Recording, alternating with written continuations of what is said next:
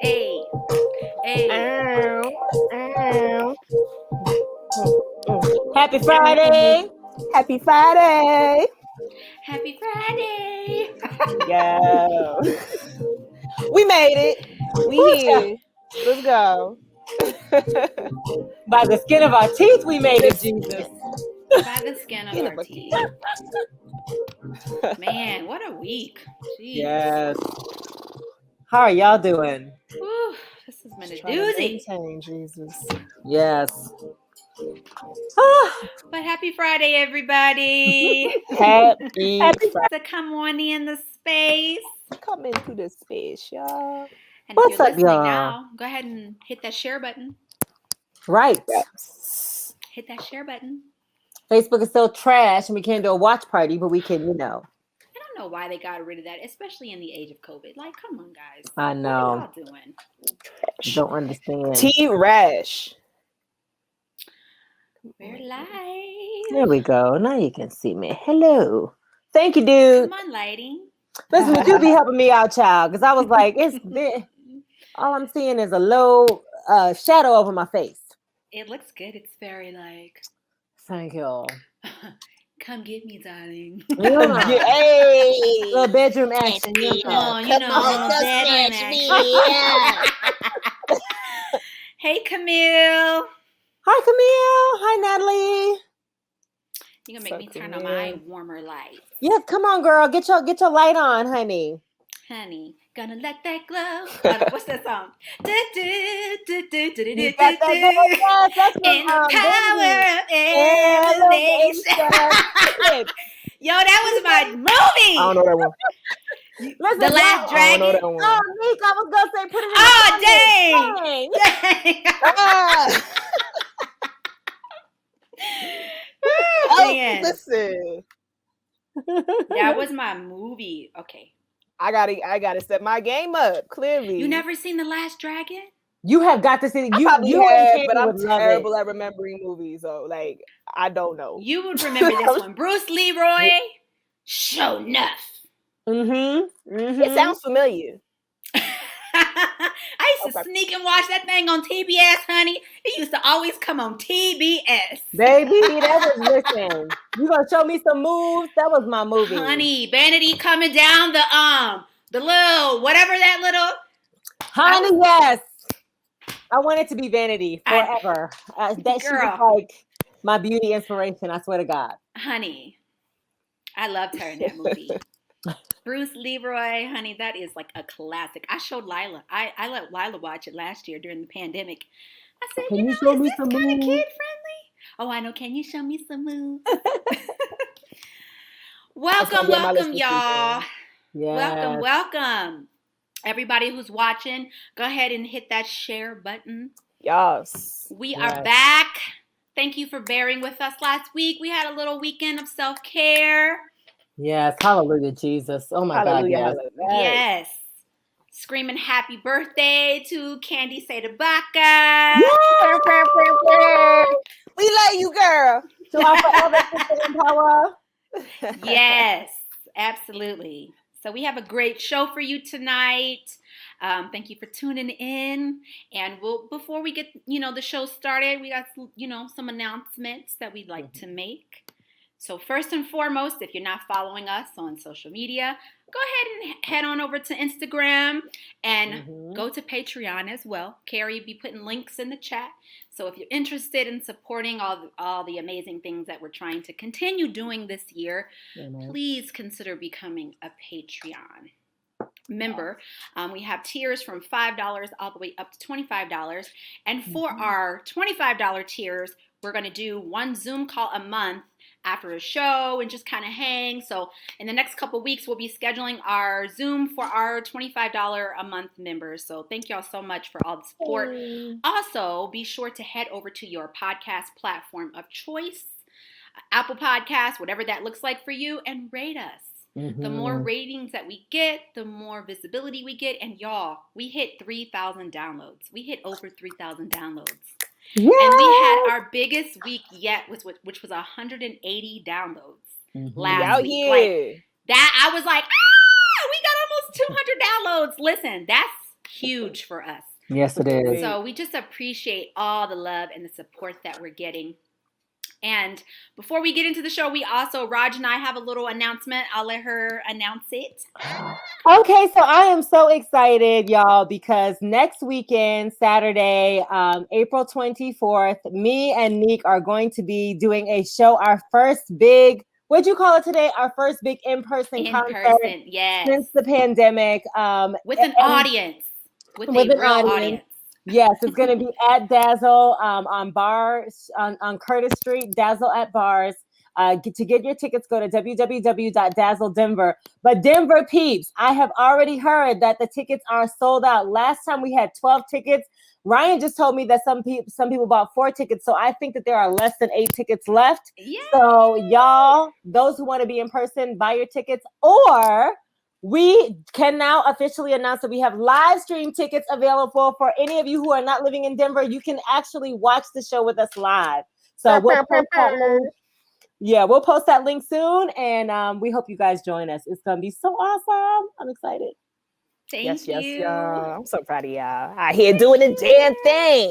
Listen, I'm so excited to play with actual people who can scream and give you energy. Yes, energy is real. The energy is everything. I've literally had it with the Zoom performances. Listen, I'm grateful. Listen, but I've had it. I feel that. Mm-hmm. Me too. Hey, Abby. Hi, Abby. Listen, Abby is we're gonna shout you out real quick, Abby. Listen. Yes. Number 1, honey. Abby deserves an entire little shout out, okay? Yes, it does. So Miss Abby Moncure, y'all are seeing her in the comments. She needs to head up the SIT podcast fan club.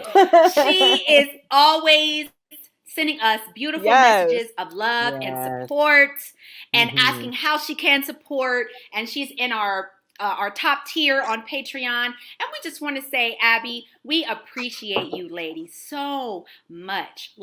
It literally means everything to us that you love what we do and that you value our content. So thank you so much, Abby. You are Sister Empower. Okay, sis? I just wanted to say that because I always get such beautiful messages from you in my inbox. And some days, this is hard. This journey is we're trying to push it out here. But when you always send us a beautiful message like that of how you can support and always showing up for us, it's really beautiful. And we just wanted to take a moment and say thank you so much. So, and everybody who shows up week after week to watch our show, we salute you too. Thank you so much. Yes. And we appreciate, I don't know who that was leaving the comment. It's about to be deleted, sir. So y'all just keep on moving. But I just want to say to the Woman of Color Network, y'all, the way that y'all share this show, please invite your friends to like our SIP podcast page. We really want to increase our numbers. And also, if there's a city that y'all want us to come to, if you know any colleges or universities that you'd like us to come and speak, please, y'all, send us a message at heygirl@thesippodcast.com. Did I get it right, Carrie? You got it, boo.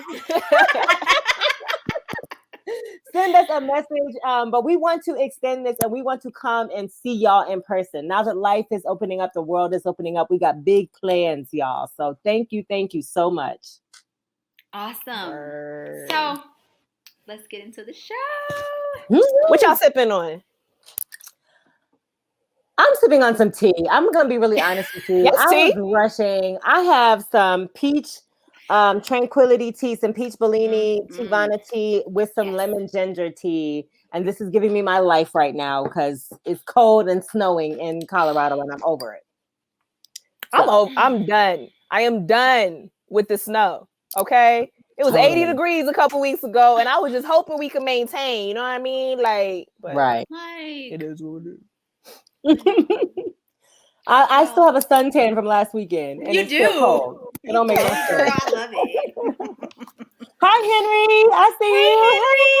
Thank you for having us on your show, Henry. Thank you so much from KUHS Radio. We appreciate you and Melissa so much, y'all. Yes. Thank you. It's beautiful. Thank y'all so much. What's up, Natalie? I'm still sipping on the red wine from the Billie Holiday event. Red wine. This is the last little bit Theopolis. Yes. Black-owned woman winery in Sonoma, in California. Yes. So Yes. it's a little red blend. Which, can we just go to Sonoma and Let's chill go at a Black girl winery, please, Jesus? and just do a show there. I mean, because why not? I'm for it. We gonna make that happen. Theophilus, holla at us, honey. Listen, we gonna make that happen. We gonna make it happen. Oh yeah. We absolutely gonna make it happen. Oh yeah. What you got? What concoction you got?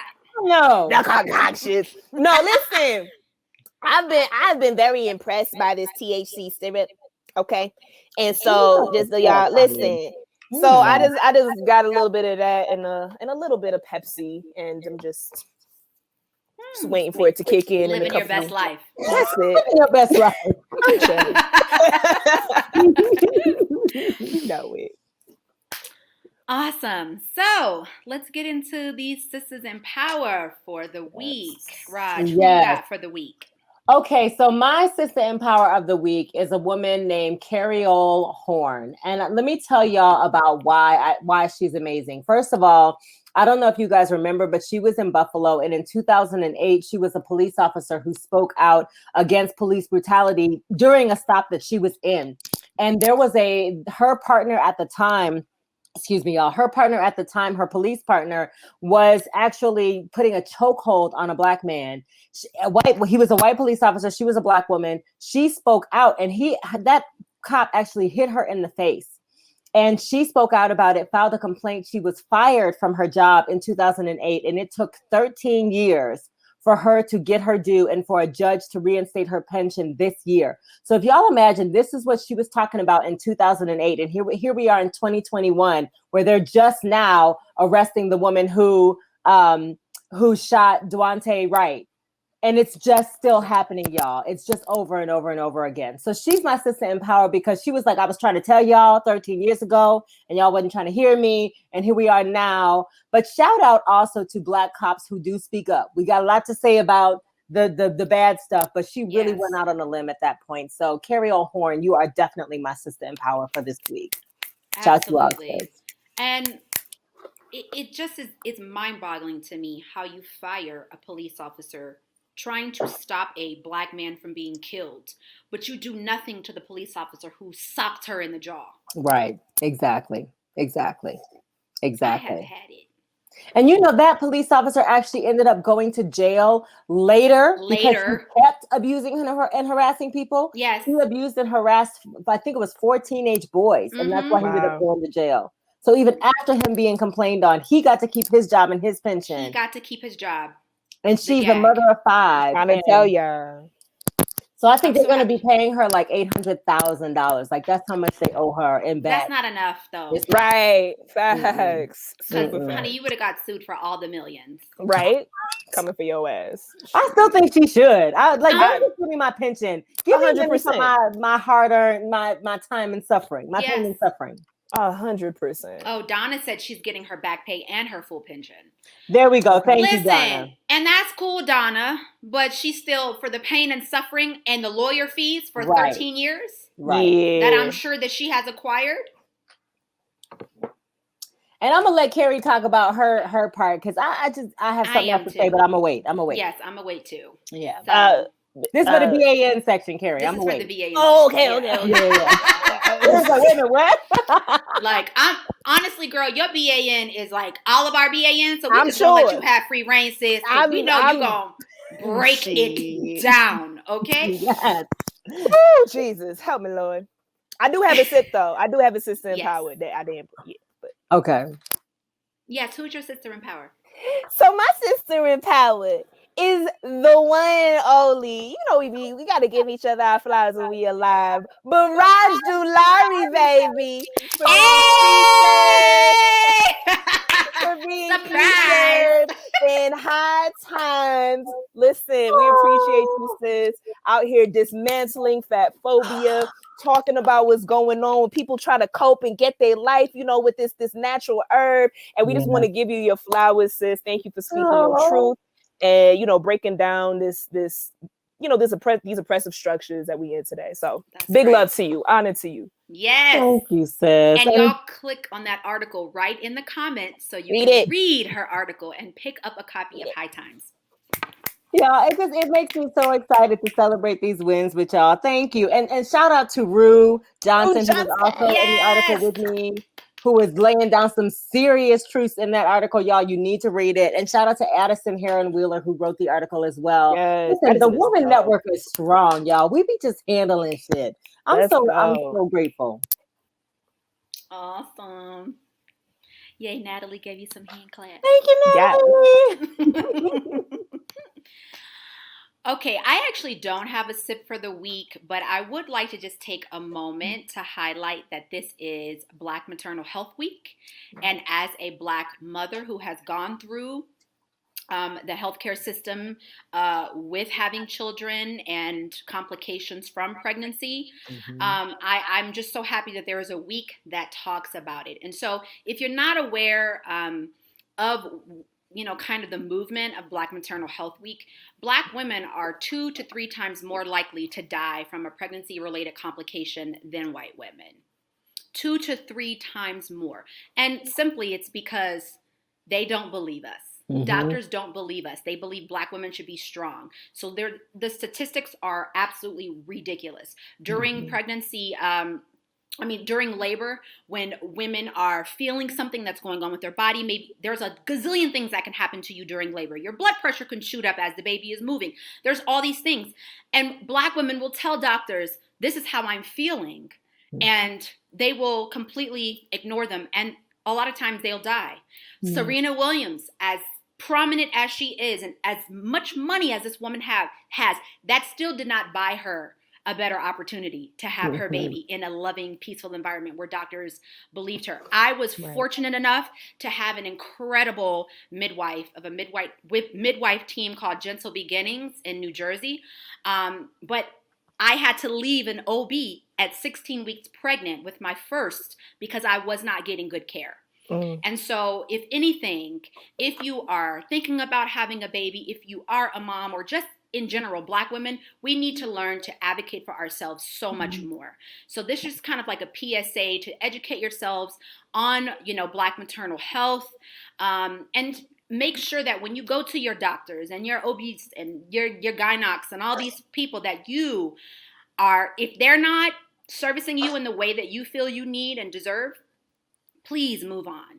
Yeah. Please find somebody. And it's very tough to find doctors who will listen to you and believe you. But we have to do something about this because Black women dying at this rate because doctors are trash is unacceptable. It is absolutely unacceptable. So I just wanted to take a small moment to highlight Black Maternal Health Week. And it really is something near and dear to my heart because as a Black woman who went through something traumatic during pregnancy that wasn't believed by my first doctor, I know firsthand what that feels like. So do some research and, help to spread the word around this topic. So.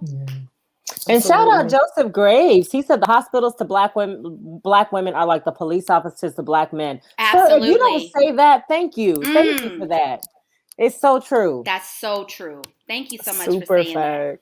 And it's scary. It's very scary, especially when you're carrying a whole baby that you're protecting and they looking at you like you funny or your pain isn't as it's not that bad. It's that's normal.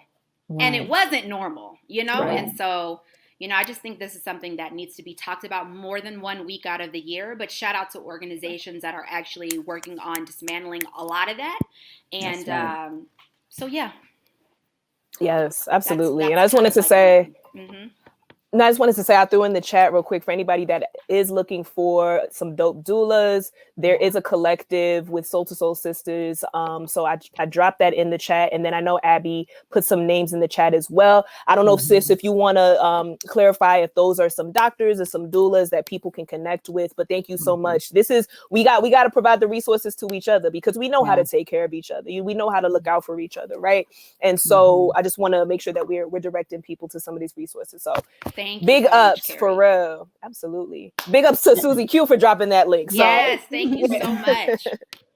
Kenya just said, what's up, Kenya? Kenya said medical racism. Certain doctors believe Black people are impervious to pain. Absolutely. I can testify to that. I just went to the doctor this week and I had to have a procedure, just like an exam. And they were like, no, it's not going to hurt when I asked them if it was going to hurt. And don't you know, it did hurt. And I was talking to Nick about it because it's like, I really believe that doctors feel like Black women don't have the same pain sensors. Just because we're strong doesn't mean that we don't hurt and we don't feel and all that shit. So don't get me on a tangent, but no, that's real. Yes, I know. But it's a real thing. And so, and I think a lot of times it's around education. We don't really know how to advocate for ourselves. Listen, I will leave a doctor office in a quick minute. And I wouldn't have done that when I was younger. But now if you're giving me some, you know what? Stop right there. Pull that drill back. You ain't about to touch my teeth. I'm about to get up. And we need to be reporting their asses too. You know what I'm saying? Absolutely. Like we absolutely need to be reporting them, calling them out. You know, leaving those bad reviews. Like they need to be aware. And if their license needs to be taken, their license needs to be taken. You know what I'm saying? Like it is what it is. So. Period. And Natalie said, I was very fortunate in my pregnancy with my son, but I also had a high risk pregnancy as a diabetic with high blood pressure. Listen, I can only imagine the fear and the stress that you went through under that. I hope that your son is good now, and I hope that everything ultimately went okay. But I mean, and I will say that this is yet another reason why we have to take care of ourselves, and we do have to be our own advocates. That's because I am not looking to nobody else to take care of my body better than I can. That's right. So yeah, much love. So I wanted to highlight that. Thank you, sis. Oh, you're welcome. So let's get into. I mean, we gonna get into the BANs or what? Or nah, like Nick would say, or nah. Or nah. Honey, the BANs are strong. As long as we living in America, we gonna never have a steady supply of BANs every week, okay? America is the BAN. A steady supply, baby. A steady. Okay. Carrie got her snacks. Okay. I'm ready. Okay. I'll start with mine. It's been a hell of a week, Jesus. It really has been. It's exhausting. Go ahead, Raj. I'll start with mine because mine's kind of funny and side-eye at the same time. And it also kind of includes the Sister Empower too. First of all, my BAN of the week is Representative Jim Jordan. I'm sorry, United States Congressman Jim Jordan. He represents Ohio's 4th District. Let me tell you something about this man. He is the epitome of white male selfishness, white male entitlement. It's just everything. And they were doing a hearing in the Congress this week with Dr. Fauci. And he literally just kept going around to Dr. Fauci and was saying, well, what about all these Americans and when are they going to get their civil liberties back? And Dr. Fauci was like, it's a pandemic, sir. Like, this is a public health issue. To the point where my sister in power, Maxine Waters, was like, you have lost your time, respect the chair, and shut up. Thank you very much. Come on, Auntie Max, okay? That woman, may she always live on. May she live to be 125. Because the Black women in Congress right now are just giving me my entire freaking life. Because as much as we hear about the negativity and as much as we hear about the shit that's going on, there are people actively fighting back, y'all. So I just had to say that real quick. Representative Jordan, you a BAN. Always gonna be one, always. And he also traveled with Matt Gaetz and all that. We ain't even gonna get Lord. So we know Gaetz he was my BAN. Exactly. But that's all I got to say because we got a lot to talk about tonight. So I'm gonna just say this little 20-second thing. And then it's gonna be a statement and I'm gonna drop the mic. Okay? That's it. Go ahead. I wish white people had the same energy when Black people were marching for actual real rights. When y'all want to be oppressed so bad to wear a damn mask in Target. You will take to the streets about that, but you won't about your fellow humans and your fellow Americans and your brothers and sisters that live down the street from you. Right. Mask voting. Right. Nah, that don't. Mask getting dog sicked on you in water hose. Right. Getting murdered. Getting murdered. Getting lynched. Y'all real quiet. Where's that energy, though? Right? Listen. Come on, man. Okay, I'm done. Woo! Carrie, we are waiting. Because nobody can say it. Right, because I'm ready. I don't have a BA. I have a BAN, but nobody can say it like Carrie. No, right. But she's about to talk preach. About your BAN though, because. But you can put my BAN in the conversation. but nobody's gonna break this down. I'm just asking for the energy of the ancestors. Go ahead, girl. Listen, burn the incense. Come on. I'm gonna purchase an organ just so I can hit B flat on my organ. I'm gonna purchase one just so I can be like, I'm gonna turn the Leslie on so it can be like, listen, just so she could preach. Okay. Y'all already know what I'm about to come to you with, though. Listen. Y'all already know what we about to talk about, okay? Because I know that my peoples are tired. We're tired.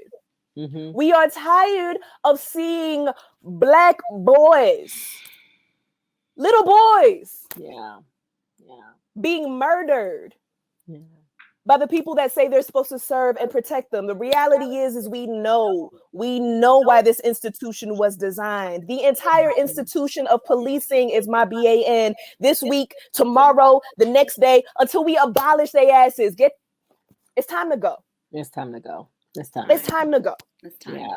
Because the lack of respect, the lack of humanity in that we give to people that are equipped with a gun, a deadly weapon, and you could just call it your day's work to say, oh, I made an accident. I made a mistake. My bad. You know what I'm saying? We know how to take care of each other. We have proven that time and time again, and we are fully aware of the roots of this system, right? And what I try to remind people all the time is that if the fruit is rotten, if the root is rotten, the fruit will be. If the root is rotten, the fruit will be. I'm not over here trying to talk to you and who you are as a police officer and what it is. It's not about you. It's not about you. It's about an institution that has been around for hundreds of years, that had the goal, the mission, the only intention was to police and destroy Black and brown bodies. Yes. And it's still here today. Why? It's still here today. Why? Right. Because this system continues to take advantage of our best intentions, and it morphs and it evolves, and we need to evolve enough to let it the fuck go. So all I'm saying, fam, is I'm calling on every single one of us to start to imagine together, to start to imagine something different, to start to go back to our roots, to start to go back to the ways that we took care of each other. We made sure that each other was protected. And if somebody crossed the line, we know how to handle that shit collectively. We can do that together. And accountability does not need to mean criminalization, because sometimes we call people a criminal because they were hungry. Sometimes we call people a criminal because they don't have nowhere else to sleep. Right. And it's been heavy. It's been a heavy week. And I want to say, first and foremost, I love y'all. You know what I'm saying? I love y'all. And I hope that we are finding our peace as all of this shit is going on. But at the same time, it is time to abolish the police. It is beyond time. So that's all I got. Something had occurred to me on the way here, because I was thinking about this subject that you were going to talk about, Carrie. And I for us, it's very obvious, right? It's very obvious when you see all the time they talk about statistics, they talk about numbers, they talk about 500,000 people died from COVID, right? How many hundreds of thousands of Black folks have died at the hands of police? How many hundreds of thousands of Black folks and people of color and trans folks have died at the hands of white people, white supremacy, all of that? But the thing that gets me is I can see it plain as day. You can see, the mass shootings. You can see plain as day that there's something wrong going on. The number, like the sex trafficking and the things, the violence that they talk about against women, like you can see it plain as day. Why is it that people are not seeing it in this country? And the thing that I have come to realize is, in order for you to admit that there's something wrong in the country, you have to look around at the men you sleep with, at the people in your house, at your brothers, your cousins, your uncles, whatever, and realize not only is there something wrong with the country, there's something wrong with you. Mm-hmm. There's something wrong with your family members. Because this is a disease, this kind of violence that is happening where literally you can look at someone in a split second, shoot that person. You have a disease. There is something inherently wrong with you that you don't see humanity in another person. Absolutely. And the fact that it's this bad for this long at this, rate of numbers, and you're not, that's because you don't want to see it. You don't. Exactly. You don't want to admit. You see it, but you're protected. Yeah, it's a choice at this point. It's a choice. Or you feel protected. Yes, absolutely. You feel protected. Sorry, my bad. No. That's it. And Raj, it's so funny that you mentioned that because Aaron literally was looking at me and said the same thing this morning. He's like, how can we be like outraged? And they're like, if they would just comply. Right. Come on. Like, it's just so exhausting to have to keep explaining this over and over and over again. I'm not explaining this to white people any further. I'm just not doing it. I'm not doing it. I feel that. I'm not. How can we help? How can we? I'm not answering that for you. And it's exactly what you said, Raj. And I said that to Aaron exactly. I'm like, it's because they got to look in the mirror. Right. They got to look in the mirror. Right. But when they look in the mirror, what they see is something that they believe what they see is something that they believe is whiteness. And even for the folks that are melanated, right? What they sometimes see is an opportunity to align with power. You know what I'm saying? And that is going to be our destruction. You know what I'm saying?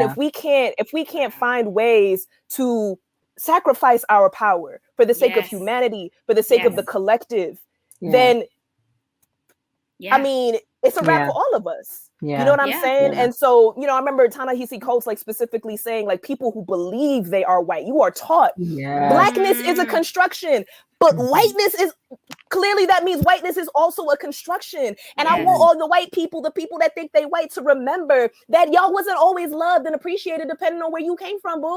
Right. And especially if you poor, they don't give no fucks about you. Not one. Right. None. Right. You know what I'm saying? So Irish, Italians, Jews. Right. Come on. When y'all came over here, y'all was just as black as us, and exactly. Let us not pretend. Let's be real. Exactly. Let us not pretend. So as you look in the mirror and you see the fact that there's some an identity that you can cling on to that allows for you to align with power, you have to remember what that does to the collective. And if the collective is going to suffer, if the collective is going to be destroyed, then you in the same boat. Right. You are in the same boat. That's right. So, come on. Instead of being triggered by the word white people, how about you look in the mirror and actually hold yourself accountable? And stop being triggered when people say white people.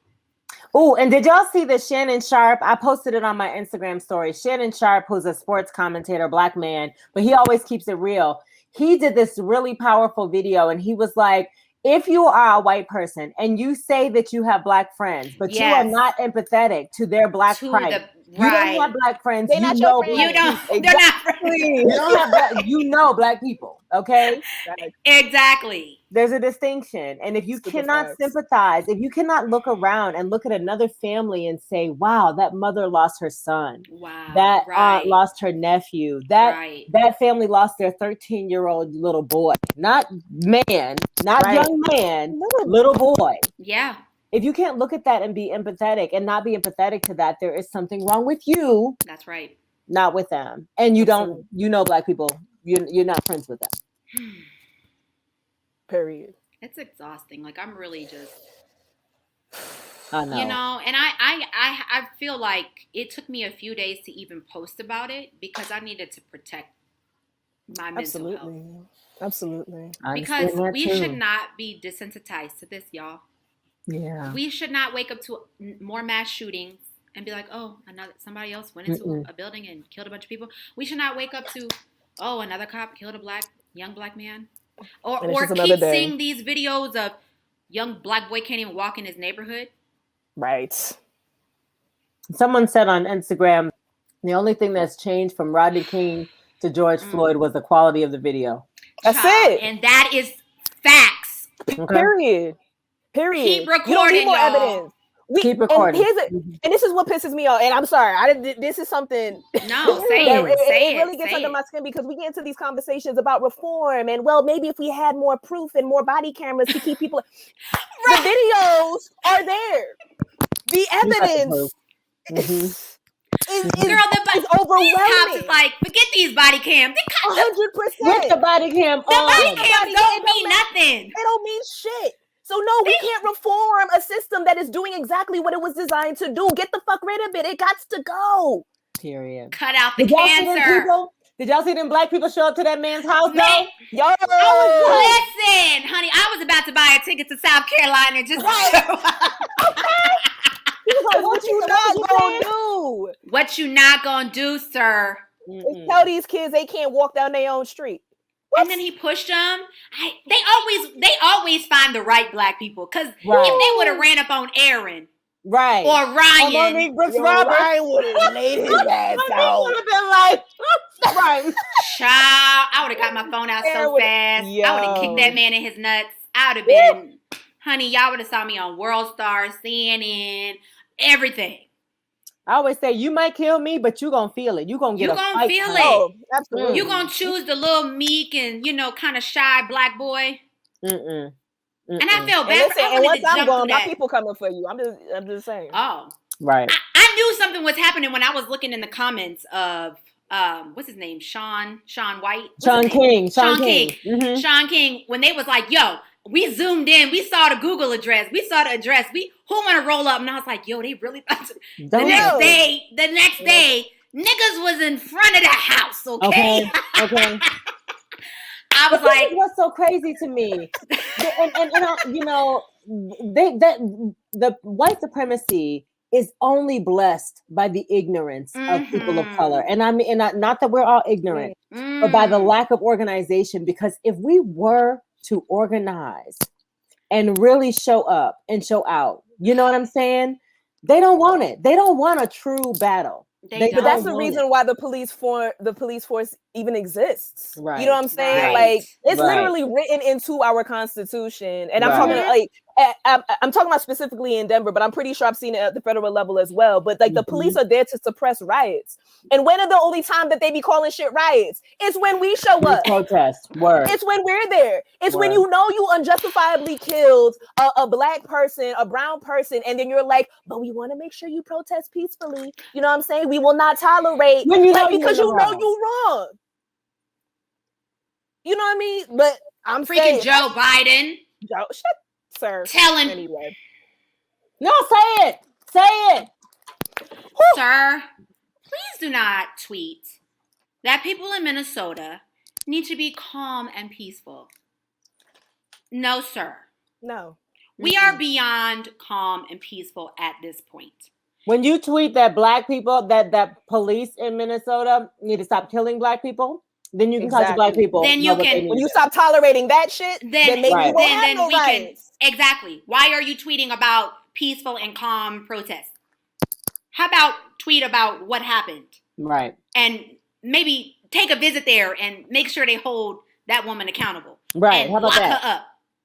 How about that? Talk to your Justice Department. Matter of fact, talk to your Republican and Democratic friends. Make some real shit happen. Make it happen. Exactly. Get to work, damn it. That's why you're there. Anyway. Woo! I know we this is what we get on a tangent, y'all. We're sorry, Suzi. We gonna listen. Over it.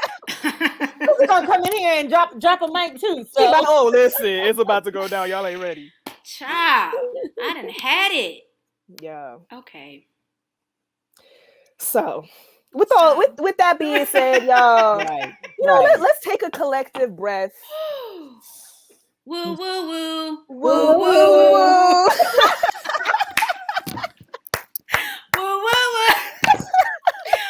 Anybody who knows where that's from, drop it in the comments. Okay, drop it in the comments. Listen, woo woo woo, y'all. We know how to take care of each other, and let's get to work. But let's, like y'all said, it starts at home. So that's real. Right. Yeah. Alrighty, our special guest. Yay! Y'all ain't ready. Right. So, listen, I want to go ahead and introduce to y'all the one and only Suzi Q. Smith is an award-winning activist, artist, and poet. She's an educator who lives in Denver, Colorado.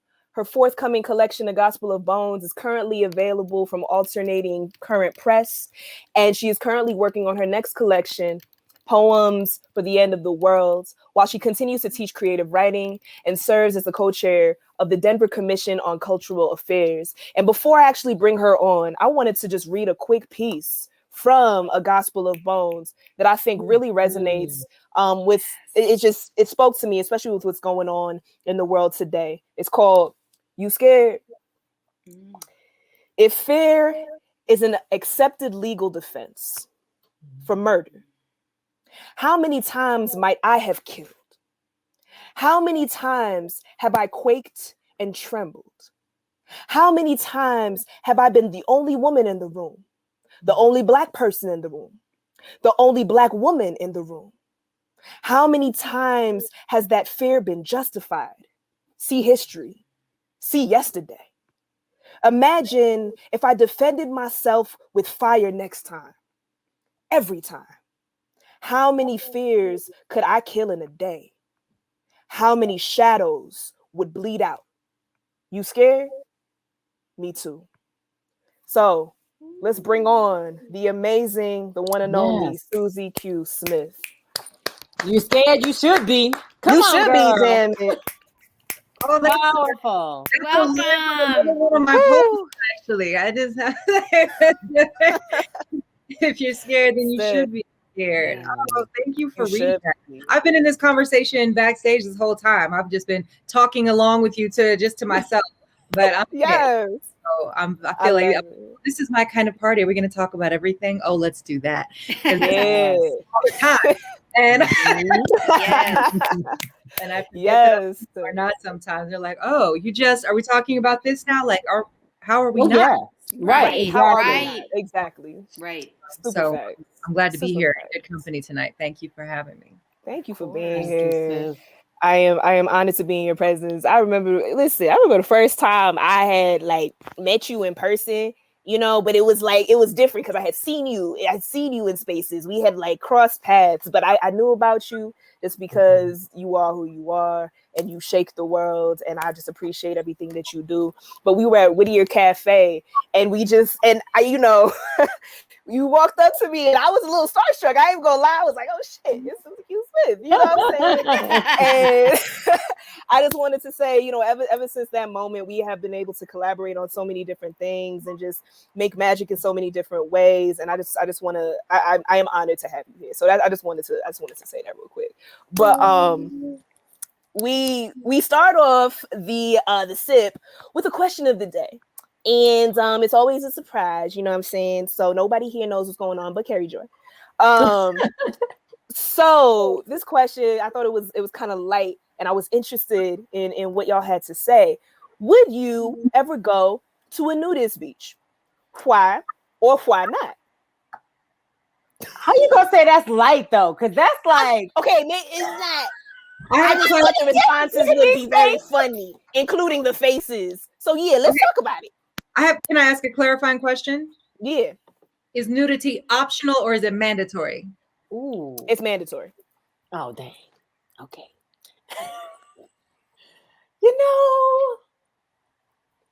Here's the thing, right? I'm gonna say this in the best. I'm gonna say this in the best way possible. If there was a way, and now my dude is on here, so I'm gonna say this hopefully with his blessing. But if there was a way that I could go on vacation and be somewhere by myself and be out in the sun, like, because I love to sunbathe and stuff like that, be out in the sun and nobody was around and not wear clothes, then sis, I'm all for it. Like a beach of nobody that happened that I could be nude on and nobody could see me. Like, I mean, nobody. Then yes.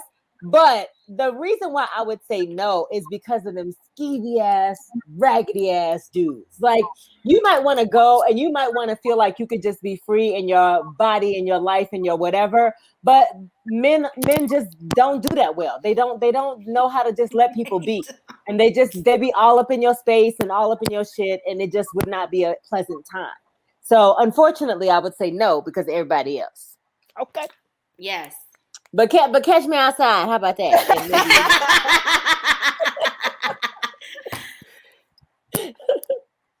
What you got, Mo? Go ahead.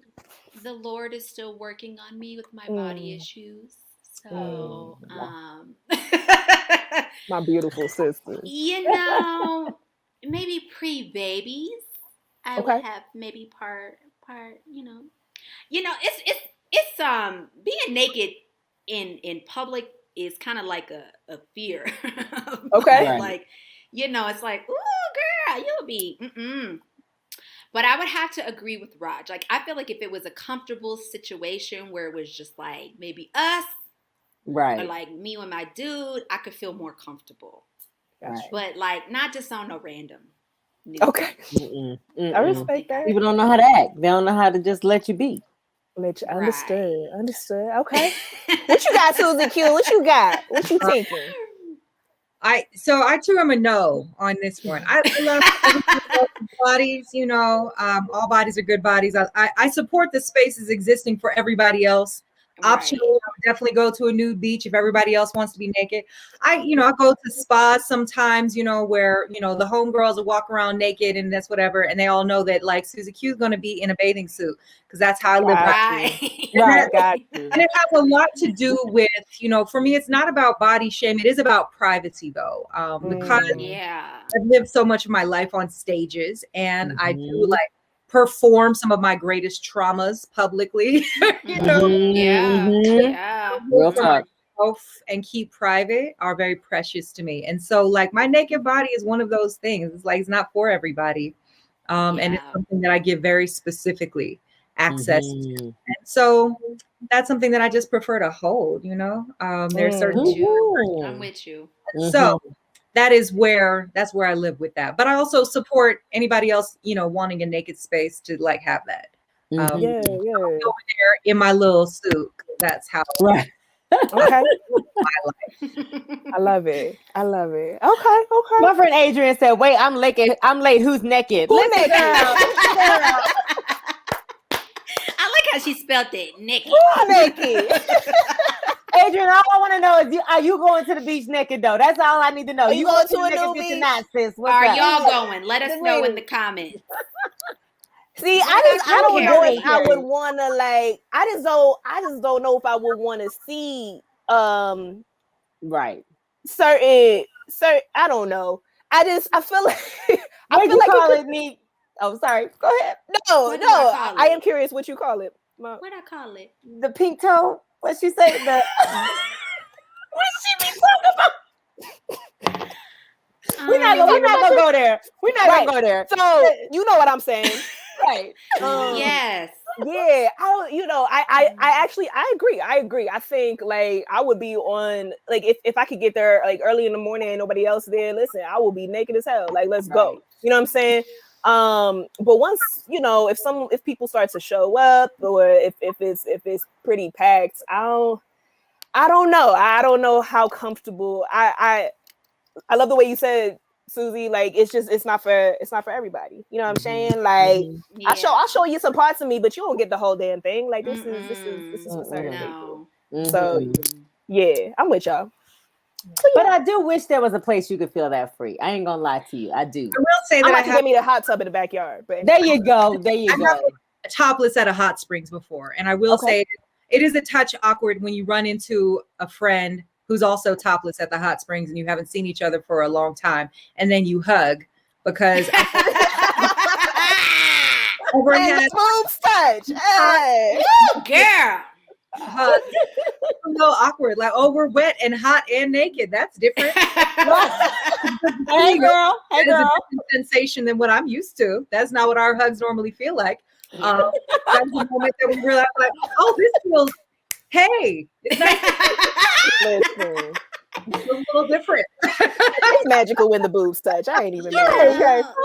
Okay.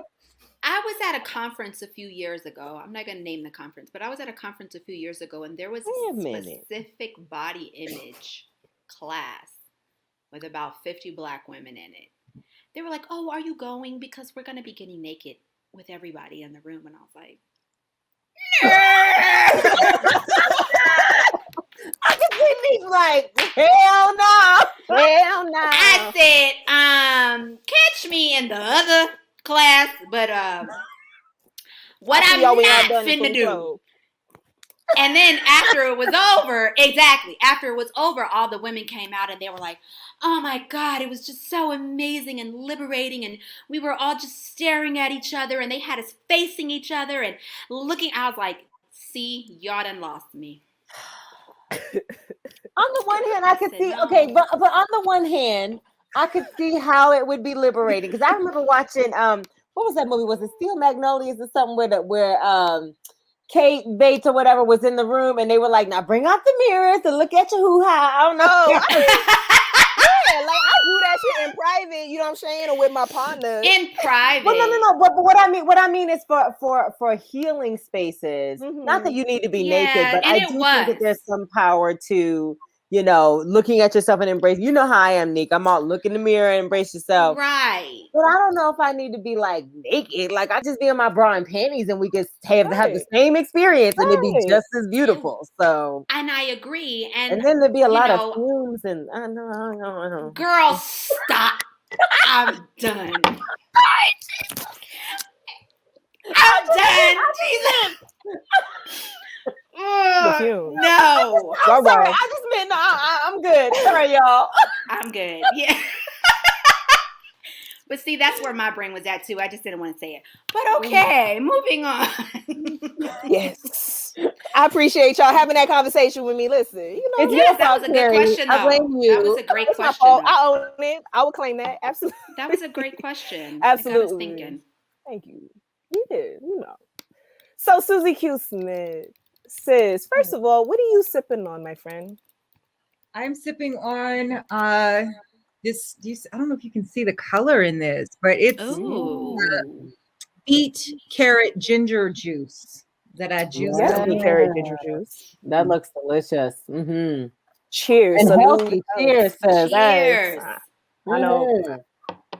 Listen, beautiful, beautiful. Well, I'm just gonna start off with a few questions, but I wanna really open it up with you telling the world who it is that you are. So I'm mostly a writer. I am from Denver. I'm a deeply feeling person, so that makes me an artist. That's also what makes me an activist. That's also what makes me an educator. As I'm just a person with a lot. I'm a big old walking heart. And it spills out into poems, it spills out into songs, it spills out into these here streets, it spills out into a lot of different things. But those things that, I just can't possibly contain everything I feel inside my body. And so it has to go somewhere, it has to do something. And so that's a big part of, I think, how I define the work that I do in the world and kind of how I live. Is in those, it's somewhere in those things where they're generally intersecting at some point. Either I'm making art, and art can be a lot of different things. Poetry is my main boo. However, I do a lot of different things. And so sometimes, if I'm not writing, it might show up in a stew that I make. It might show up in a glass of juice, right? Expressing somehow to process everything that I experience, because it's a lot and life is wild. It always has been. So I've been writing forever and then sharing poems. My nature is very shy and quiet. I'm the youngest in my family. So with loud siblings, you don't really have to talk that much. So I was very quiet as a kid. In fact, they thought that I couldn't speak. A lot of people thought I couldn't speak because I was so quiet. And so if I didn't feel things as urgently as I feel them, I would never get on stages, right? But I have been performing poems since I was a teenager. The first time I ever sang publicly, I did laugh myself off of the stage. And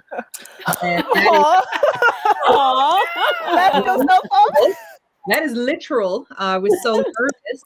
Me and my best friend were about to sing at her dad's church. We were singing Lift Every Voice. We had the harmonies together. We were ready. And then something happened. And one of us started to giggle. And then the other one started to giggle. And then we looked at each other. And it was over. And then I started laughing so hard that I rolled over onto the floor and then off of the stage onto the floor below. Oh, no. And we continue to laugh because I know it's hilarious as it's happening. We keep right. Oh my gosh. It's happening right now. And we're dying laughing until they finally escorted us from the sanctuary. Oh no. I just stood it up and They got the ushers. They got the ushers with the sheets. Come on. We were Oh no. But I'm really grateful to have had that start, because now anytime I'm doing something that feels scary to me, I can look out at that audience and say, well, here we go. I probably am not going to laugh myself off the stage again. And I did that. And that was my first time singing publicly. And I still went on to become a professional performer. So it turns out it didn't even kill me. Like it was. Right.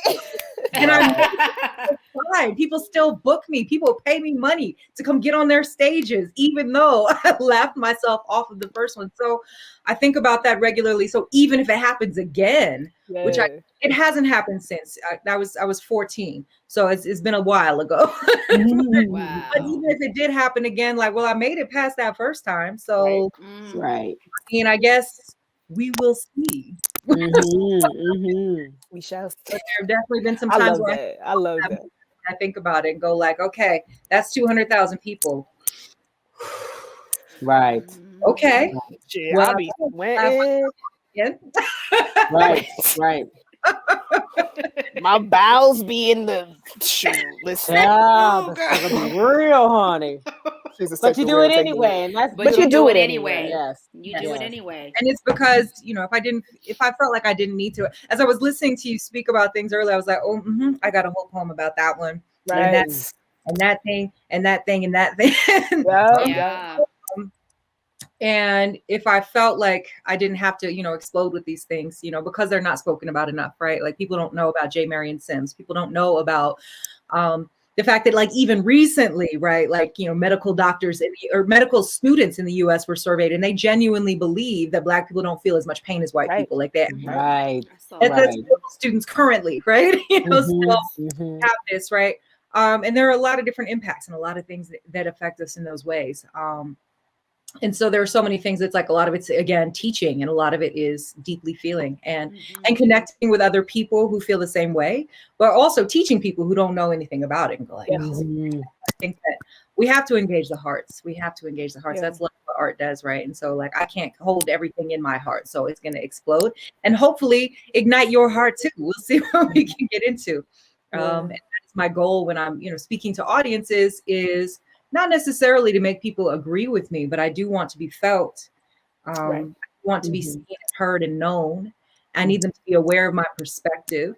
And I think if I can make them feel something, then I've done my job as an artist, right? Even if they wildly disagree, even if they hate me at the end of the night, even if I will never be invited back, which has happened many times. Wow. That's how you know you're doing the work. Exactly. But it also, like, I think sometimes you have that opportunity, like, let me say what I need to say, because maybe no one is ever going to have another chance to say this particular audience. And so, and so there was those things that, you know, I don't really compromise much on anymore. You know, I think speaking like specifically about abolition, for instance, right? And I think that perhaps once upon a time I might have believed in reform. I don't now. And so those are things that I'm going to talk about pretty publicly. And I say a lot of things publicly. And, you know, in times of trouble, I'm a very popular artist. Like, well, you know, and also there's a tragedy to that, right? Like last summer when, you know, people were suddenly interested in what I've been talking about for 20 some years, right? And what many of us have been talking about for, you know, and our ancestors have been talking about for hundreds of years, right? This isn't new. And last year in speaking at events, I didn't have to write anything new. I didn't have to write some new work for what was happening. It was like, oh no, I can reach on this piece that I wrote in 2003 and talk. We can reach back and talk about, like, and yes, I will still write about it, but, like, you know what I mean? Like, no need to. This is not a new thing. None of this is new occurrence. And so that's the tragedy of it, right? Is that these pieces are still relevant.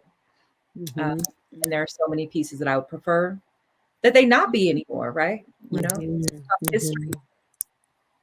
I mean, you know, I have a question about abolition and your views on abolition. And so, you know, since you brought it up, I would love to just talk about it a little bit more. Like, I love the fact that you said, you know, there was a point in time that you might have believed in reform. You know what I mean? Like, I think we got to evolve or die. You know what I'm saying? Like, we have to grow. And so, you know, I know that the reason why sometimes I'm willing to have conversations with people that look at the world a little bit differently is because I also know that I didn't always know everything.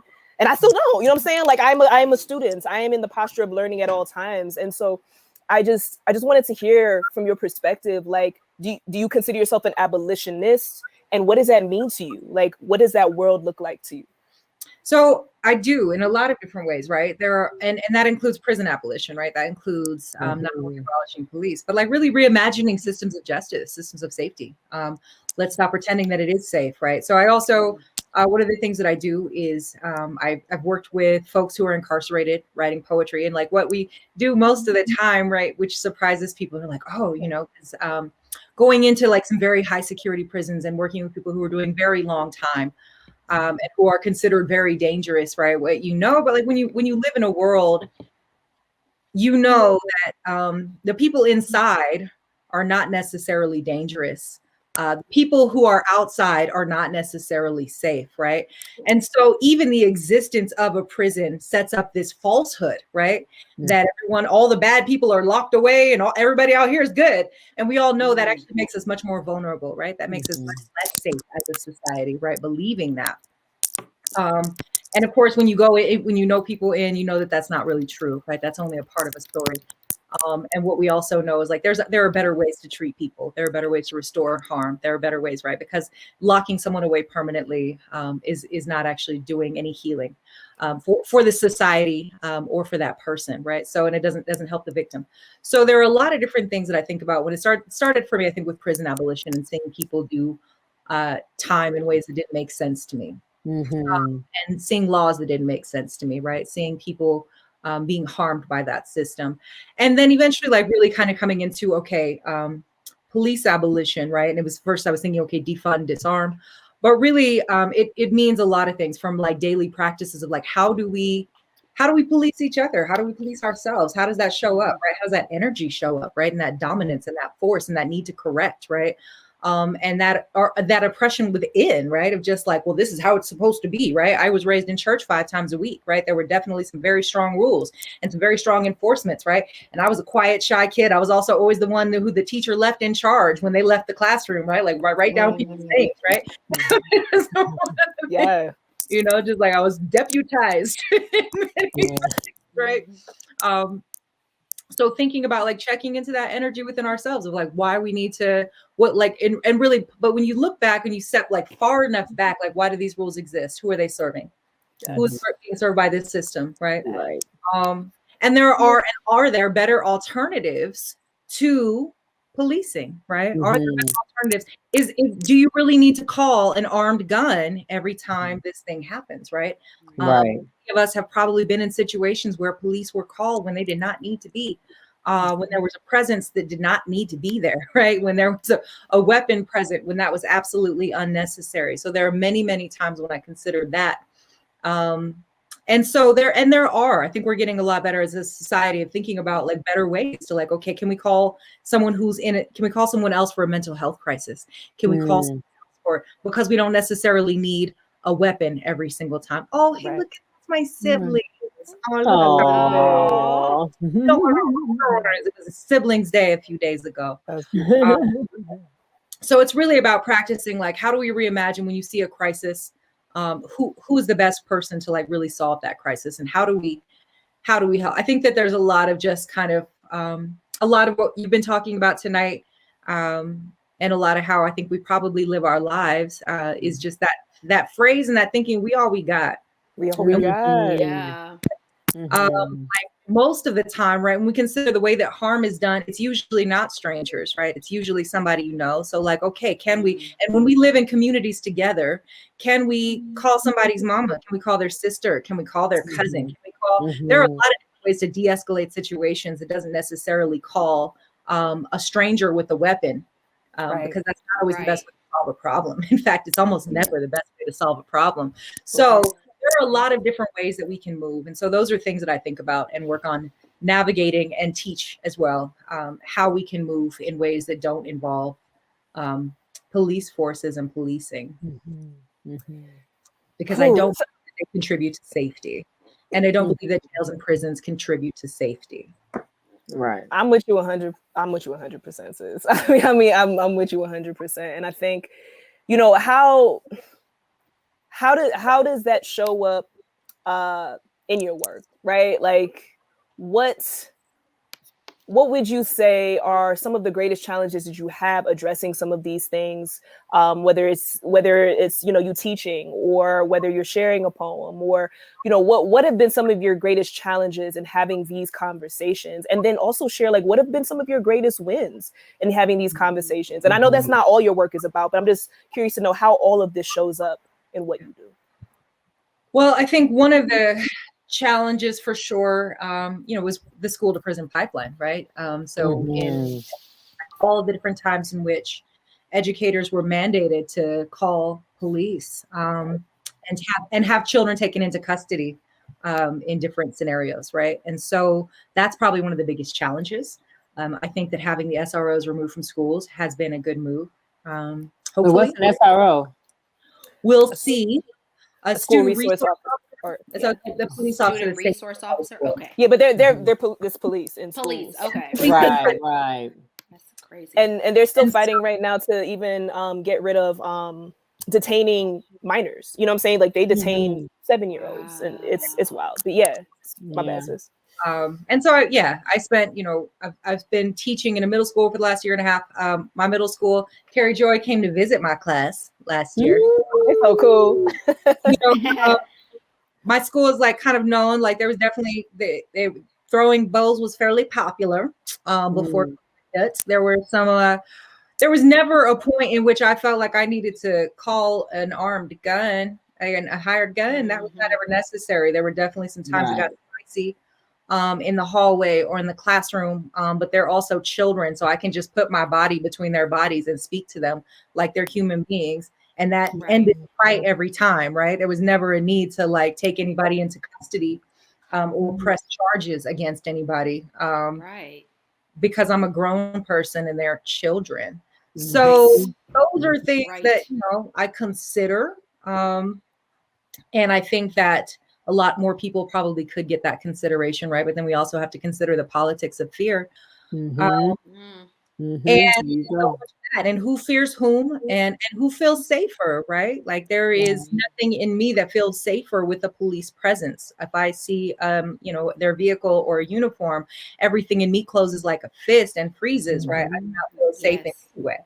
And that's true for a lot of us. So considering like who feels safer in that presence and who feels less safe, right? And I feel entirely safe in a room full of Black and brown people, particularly children. Like, I feel very safe in that space. And yet there are some people who for them, they close like a fist, right? So it's that politics of fear culture, what we've been taught, and where we feel safe, right? And that matters, except that feelings are not facts necessarily, right? And so like when we start looking at facts, like who's actually dangerous to whom, and consider, you know, so the piece that Carrie Joy read, like how many times has that fear been justified? I know my fear has been justified a lot of times, right? I know a lot of their fear has not been. And so that is something to consider, right? But the problem is, like, again, that proximity to power as well. And so whose fear is weaponized and whose fear is not, and whose fear is allowed to be, right? Whose fear is respected. And it's very, as those of us who've been most endangered are the ones who are the most gaslit around our fear. So it's so these conversations happen, but also in my practices, right? The way that I work with youth, and the way we treat each other, right? I've had a really beautiful experience with my young people that I get to work with this year, because from the beginning of the year we established pretty solid community agreements, right? So they get to make the rules in the classroom, and then we all hold each other accountable to them. And they are expert in this, right? They are expert in the way that they want to feel, in the experience that they want to have, and the way that they want to be treated. Children are already experts with justice, right? You look at children, look at the way that children know immediately something's not fair. If you give one child a little bit more juice than another one, they know it, and they will let you know, like, they're experts in justice and fairness. I think they're born with that inherently, right? And most of us, like, our first experience of rage is when we observe and experience an injustice, right? And that's where our have that we're first born in us, right? And the way that builds. And so we have to look at all of those relationships, right? And who has the power to communicate that rage and who doesn't, right? Who has all of these things are related to each other. So that's one of the ways that it shows up in my work, right? Is really like sharing the power and expecting that from the students. And so teaching them to expect that everywhere that they go, right? Name how I want to be treated in this space. And then I'm going to hold people accountable to treating me that way, right? I'm going to bring this, I'm going to receive this. And that's what I expect everywhere I go. And so I hope that has a long-term impact on them for the rest of their lives. And then it's had a long-term impact on me, Suzi Q. So I already know that these babies are receiving. Like I've seen it and I felt it. Yeah. Like 7th and 8th graders like apologize to each other and be like, you know what? We do own our impact over our intent. You right, yes. Miss? Yes. Right. It can be done. Love it. And if middle schoolers can do it, like I promise everybody else. Yeah. So they're beautiful humans, and I love that I get to be with them and that I've gotten to spend so much time with them, especially during this time of, the pandemic, etc. And, adolescence is already extremely difficult and in any time, right? And then again, like imagine, like then not being able to go anywhere and you're just like stuck at home.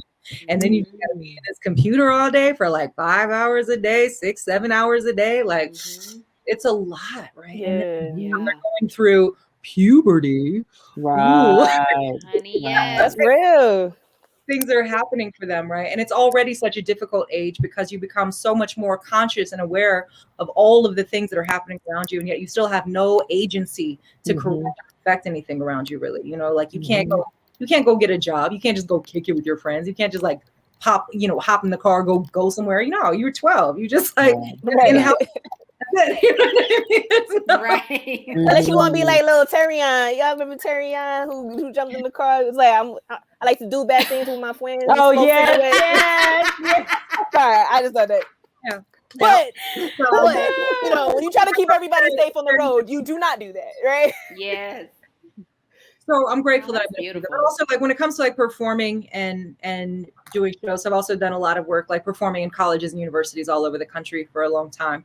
And so that's where I usually will offer Q&As a lot. Like I'll perform a piece, I'll say some things and represent a perspective that perhaps they've never experienced in their life. And so I will perform and then I will open it up for questions and answers so that we can have those conversations, right? Because I might be on the campus and say some very strong things to them. And then we have to like reflect and incorporate like, oh, what does that mean? Or and have some conversations with each other. So those are some of the ways that it shows up in my life and practice. So, I mean, you are such a mentor and, an inspiration for others, and including your kids. I was wondering, who are some of your inspirations? It's like, who do you look to? In a lot of ways, there was Nikki Giovanni. Yes. That was a moment that I had to like kind of tell myself, like, okay, you're probably not going to laugh yourself off stage again. You're probably not. You were cheesing. It was. I'm going to show it one more time, but yes. But also Sonia Sanchez, and also like so many artists that we've gotten to have, right? When I think about Nina Simone and Eartha Kitt and Gwendolyn Brooks and Lucille Clifton and Angelo and Toni Morrison, right? Like there are so many, writers who came before me, right? But also like my grandmother, my homegirls, my daughter, right? There are so many people who still, right, are my inspiration regularly, like the people that I run to, right? Because I wouldn't be here without them. There's so many, I keep talking about this lately, like there's, that meme that goes around like check on your strong friend. Oh yeah. But I don't really support or recommend that most of the time, unless you are one of the strong friends, right? Because like I don't roll up on bodybuilders at the gym and see if they need a spot, because right.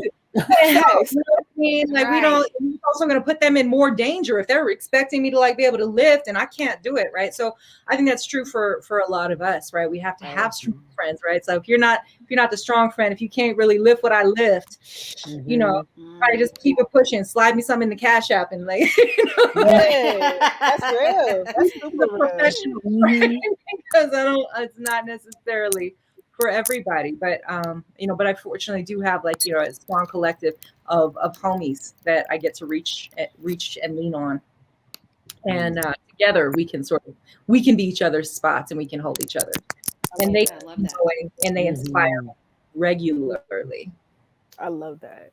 Let's talk a little bit about the works that you have created. You know what I'm saying? Like I am blessed to have my own copy of A Gospel of Bones by the one and only Suzi Q. Smith. I am waiting for my copy of Poems for the End of the World, and I'm super hyped. But let's talk a little bit about this project. Like, what's in here? What do you want people to know? Talk about the journey that you had as you were writing it. Sure, thank you. So, A Gospel of Bones is like it's mostly shorter pieces. That are they're very different collections from each other. So Poems for the End of the World will be out in June. They were written at very different times. So A Gospel of Bones is stark. I think mostly like short jabs, deft emotional punches. A collection of sonnets there, for instance, right? There's short jabs in this book, quite a lot of them. Whereas Poems for the End of the World is a lot more lyrical. I think it's more tender. I'd say Gospel of Bones is fire, and Poems for the End of the World might be more water. Poems for the End of the World, I actually started writing well before the pandemic, and titled it. Actually, it was already like accepted by the publisher before the pandemic. And I started writing this a lot while I was sitting in gardens with my dear friend Franklin Cruz.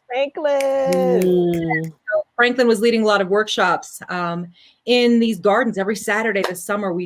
A couple summers ago, we were in the garden and Franklin would give us prompts and I'd be looking at the plants and writing.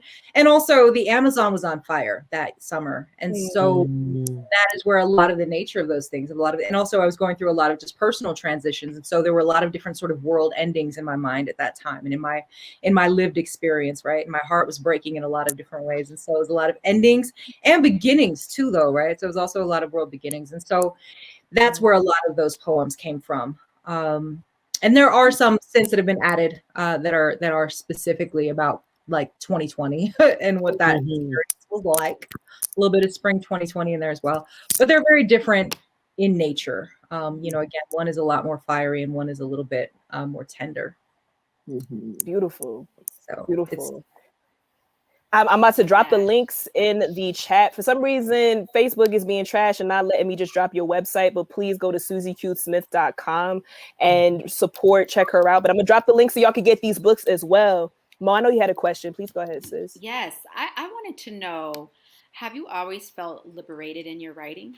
Like, when did you start writing? And was there a transition of like feeling like, I don't know what to talk about, to like just being completely free in your writing? I'm always interested in how artists kind of get to that like free point where they don't care. Cool. Thank you. So I think my writing is probably the only place that I have ever felt free. Wow.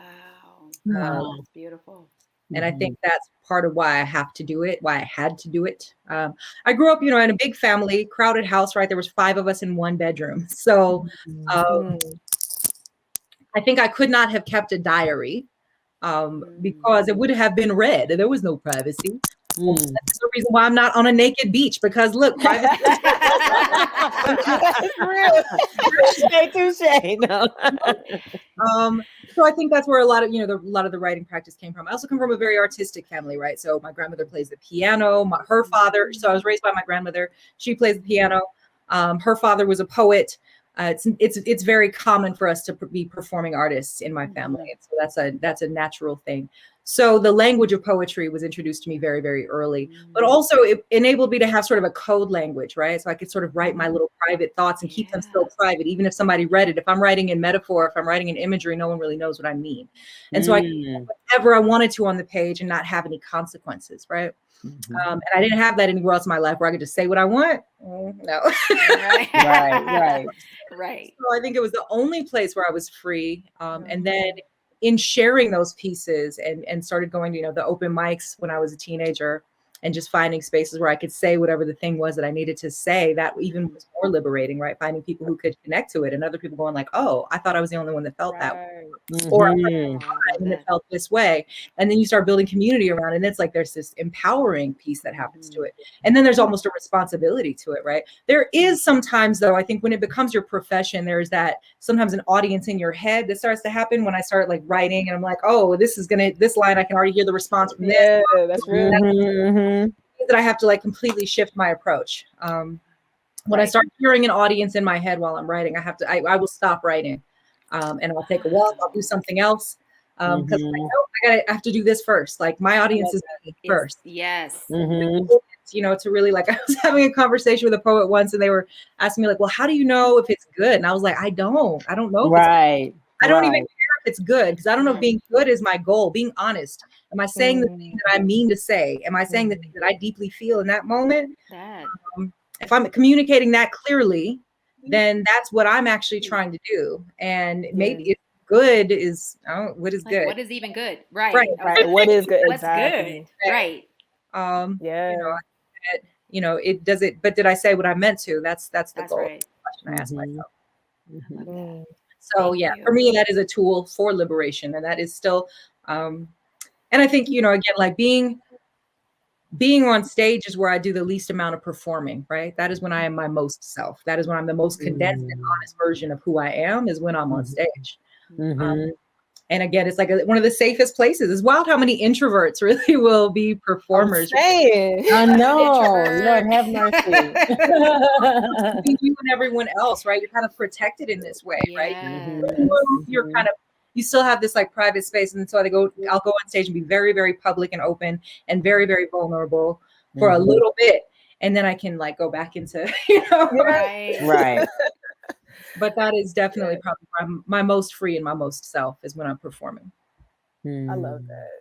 Did you always know that you were a poet? Like, was there a point in time where it was like going from, I know I write poems to like, I embody this shit. Like, I know I am a poet. I think it's always been a thing I know.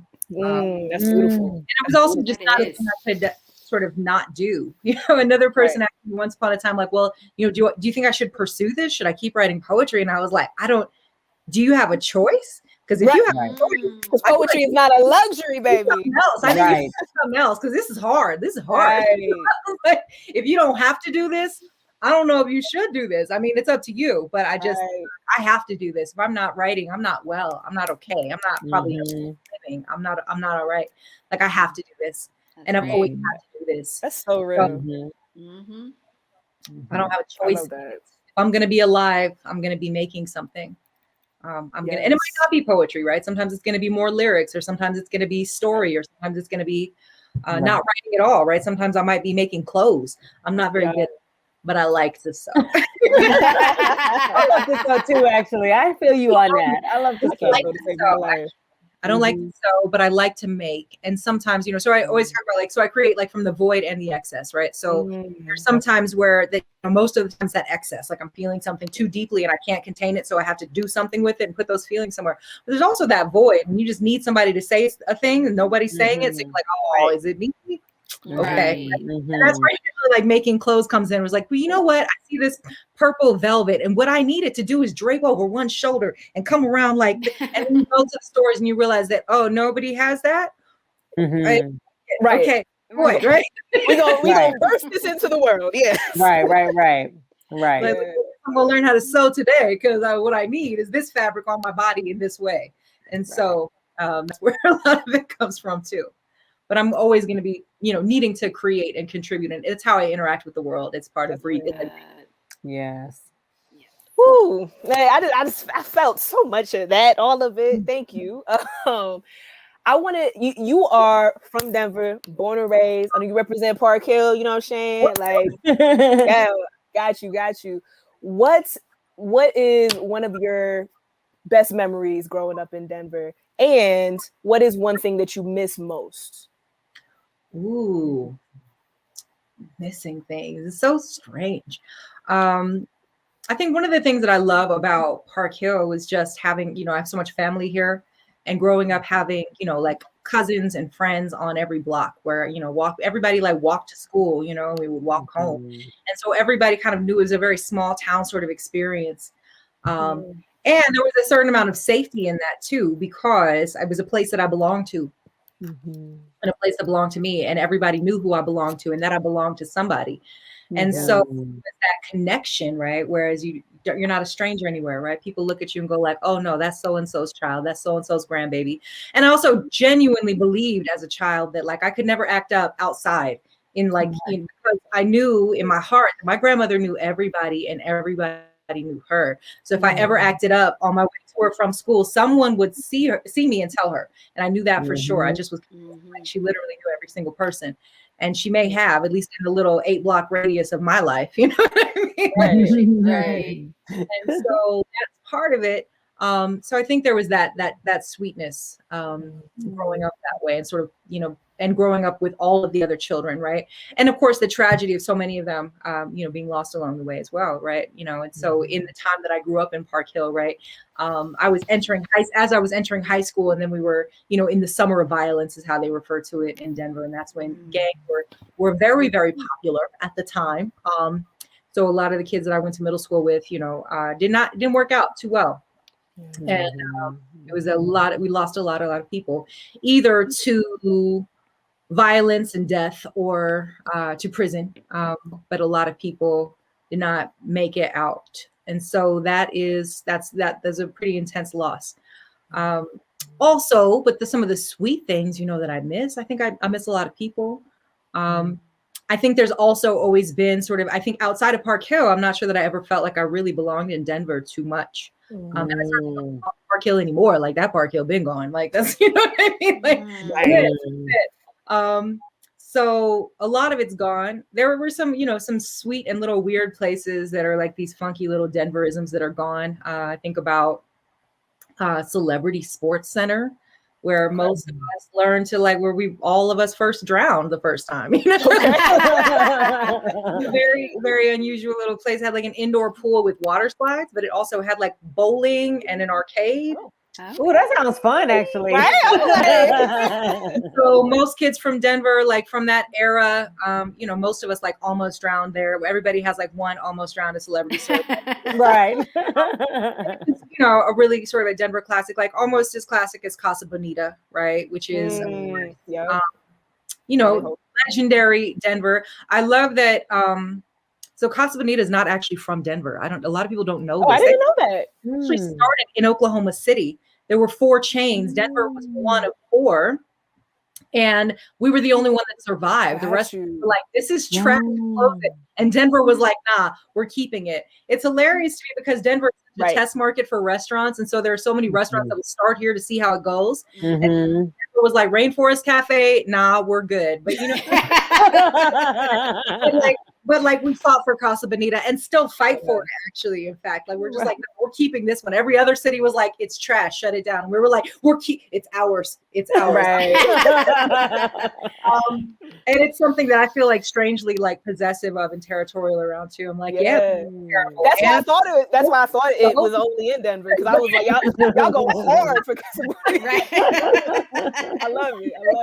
Now I gotta try this place. I have not heard of Casa Bonita. It's an experience. I heard somebody talk about it on a gig once, and I was like, they were like, you should take your kids. It is. If it reopens, it's an experience worth having. I think it's going to environment. It's almost like watching, we were talking a little bit earlier backstage about The Last Dragon, and I'm not going to name any names, but somebody on this call has not seen it. And I feel like that is, there's a travesty. A travesty.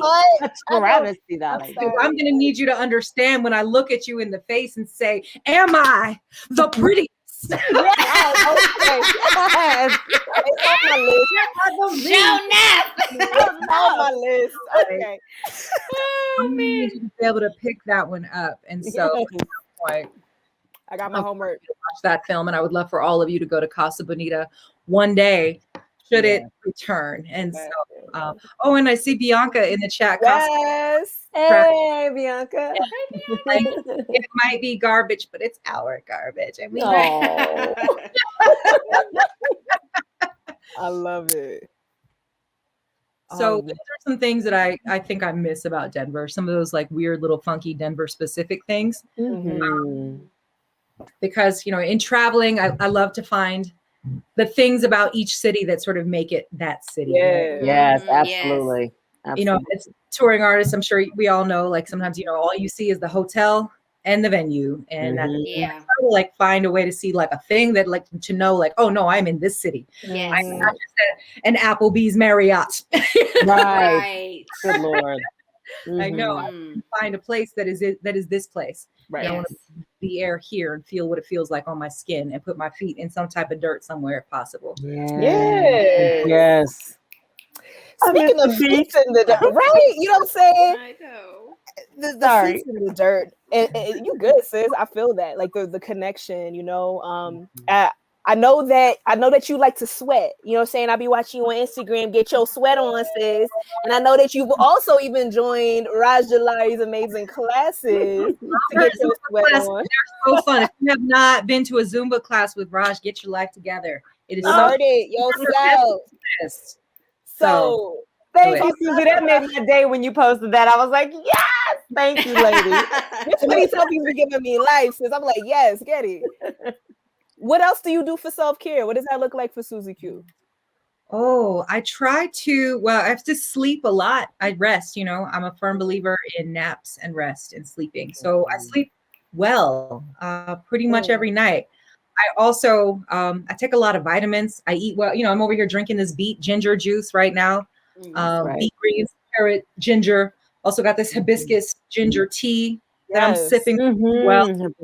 So those are some ways. And I laugh a lot. And I dance and I sweat and I kickbox. I do all of those things to work through aggression, but also to call in joy. So dancing is very important to me. Love to dance and get some sweat out. So did a lot of sweating this morning. So that's part of my experience as well. I don't post too much about them anymore because too many of my young students found me on Instagram, and I don't know. Hey, hey, there you go. Listen, you got the sweaty selfie. Yes, listen, I'm here for the sweaty selfie, Suzi, because you know what? That means you got it done, sis. That's right. Yes. Got the laughs, baby. This is her first ever TikTok. Like, I'm on TikTok.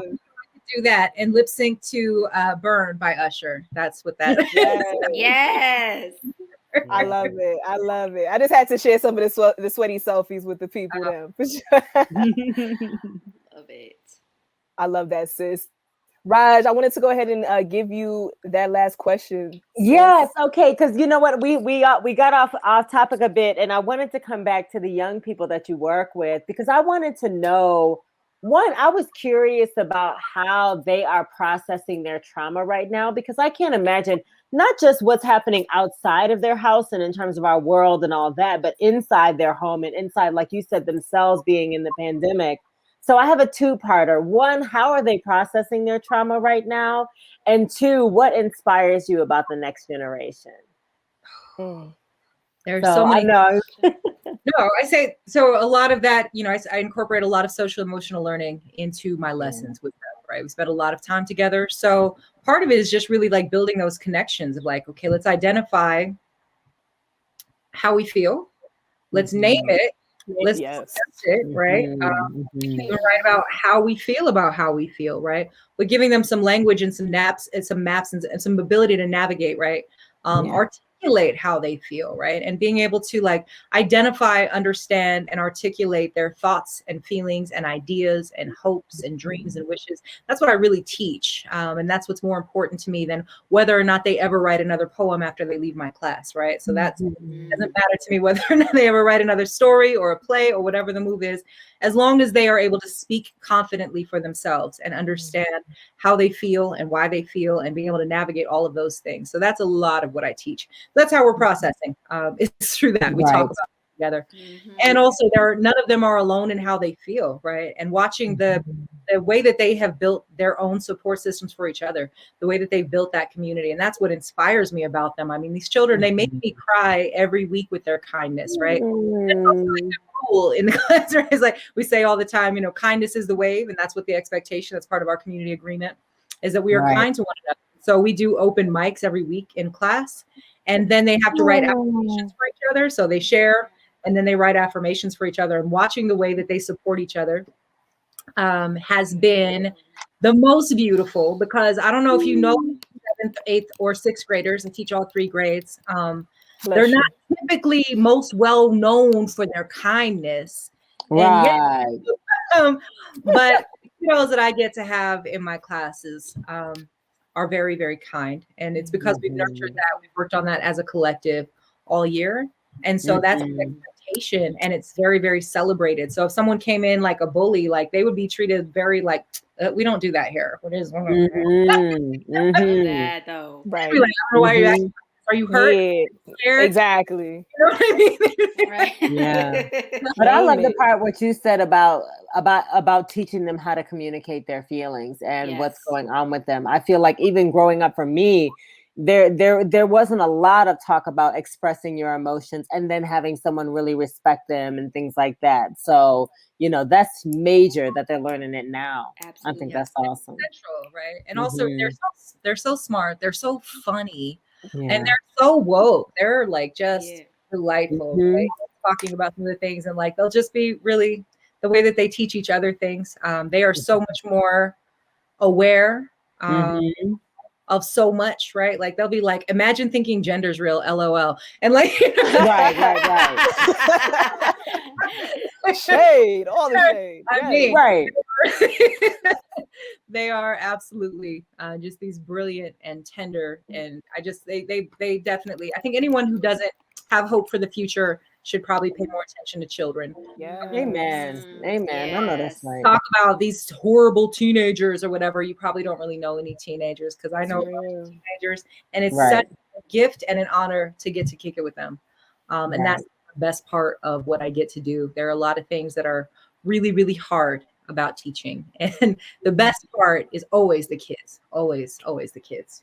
That's so real. I love it. Beautiful. I love them. Thank you, sis. Thank you. We salute you. We salute you. Our sister empowered. If I had a teacher like Suzi growing up, I would have been all good, okay? Honey, I would have been okay.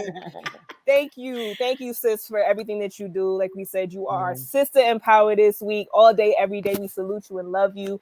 I have a couple of rapid fire questions for you. Are you ready for that? I'm ready. All right. So, what store do you shop at the most? Like the grocery store. Yeah. Sprouts. Okay, Sprouts. I also am. What TV sitcom fan? Oh, my bad. Oh no, sorry, go ahead. I was going to confess to Rainbow as well. Oh, Rainbow? I'm a little bit. Rainbow. Yes, Rainbow. The cutest dresses of Rainbow. Yes. Are they still around? Because that was my jam. Like, so yeah. In fact, close to where I live, so on Havana, there is a Sprouts and a Rainbow like right by each other. So. Oh yeah. I know exactly what you're talking about. I'm right around the corner from there too, girl. Come by. Rainbow is my jam, baby. A lot of the cutest outfits at Rainbow, child. When I was trying to be a cute apostolic, I would go to Rainbow. That's what I was trying. Girl, they had the skirts down, they had the dresses down to the ankle. But Harry has the heels of life. That's all I'm gonna say. If you're photographed a lot, you can't wear the same pieces over and over, right? So like everything at Rainbow is like $8. So it doesn't yeah, like all right, we good. Right. And ain't about how much it costs and how it looks. So, you know what I mean? Right. I love it. Yes. Okay. So number 2, what TV sitcom family would you be a part of? Blackish. Yeah. Ooh, yeah. That's my joint. Yo, they're hilarious. Man, they need my life. I love that show. Occasionally dragged by it. Yeah, right? Facts. Character. So when David Diggs's character comes in as the uncle, I'm just like, why do they have to drag me like this? That's cold. Like, like that's fair. I love that. Also, that's all. So also, Marseille Martin is my cousin. So shout out to her always, all the time. Oh, shit. Marseille is our sip on here all the time. She's always our sip. Also, her mom is from Park Hill as well, because that's my cousin. So. Oh wow, I love That's it. dope. Big love to them. Denver, we be out here like a little bit, a little bit. Yeah. Number 3, what is the most delightful word you can think of? Ooh, I love that. The most delightful word I can think of today is liberation. Yes. Honey, yes. Let's go. Honey, yes. So sweet. I think about it often. And so I'm still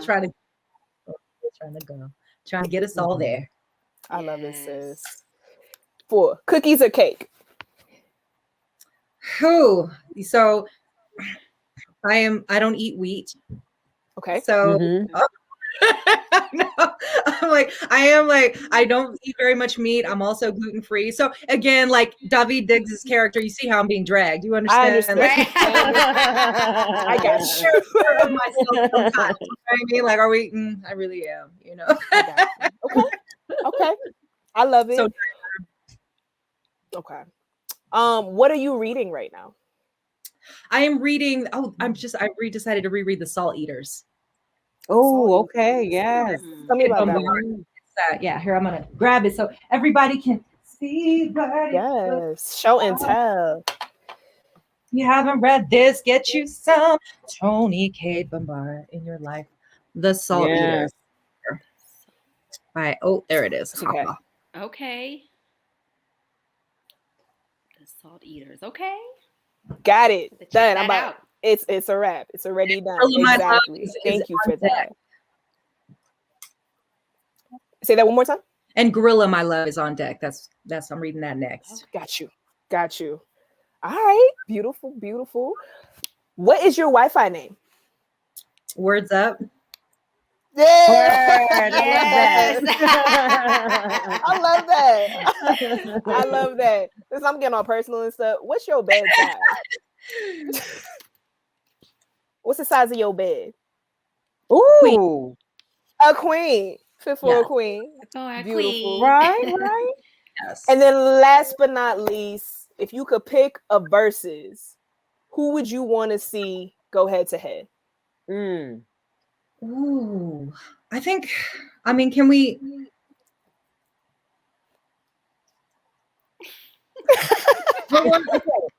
I'm gonna just get really, since we're imagining, I'm gonna do I would like Nina Simone and Ray Charles. Yes, honey. Okay. Here for that.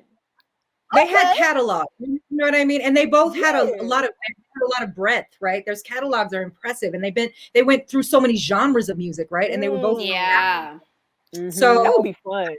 And also that I would be see them like trash talk back and forth. I think that would be a very entertaining time.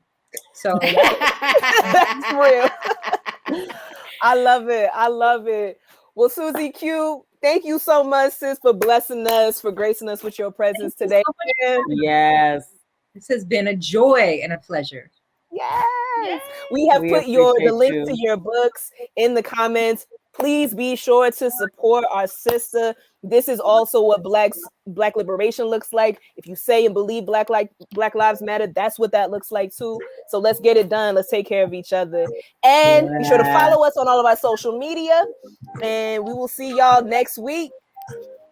Thank you. And we're going to have a special location that we're coming from next week. Yes. So we cannot wait to share our next guest. Thank you so much, Suzi Q. Smith, for being here. You are definitely our sister in power. Everybody have a beautiful weekend. Yes. Everyone. Bye, y'all.